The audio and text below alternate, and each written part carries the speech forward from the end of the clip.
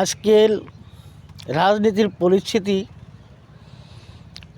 এক দল আরেক দলকে ভালোবাসতে পারে না, এক দল আরেক দলকে হিংসা এবং অহংকার করতেই থাকে।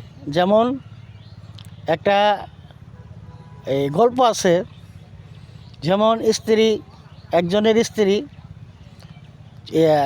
এই মুসল্লা বাড়তেছিল, তখন বেড়া কোনো অজুহাত বিষয় পায় না, দেখা যায় মুসল্লা বাড়তেছে, মাজা নড়তেছে, তখন বেড়া ঠাস ঠাস বাড়ি শুরু করে দিছে।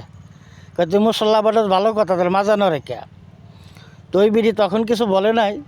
তখন ওই বিড়ি গিয়ে করলো কি, তার স্বামীর জন্য কিছু চাল ভেজে তাকে খাইতে দিলেন।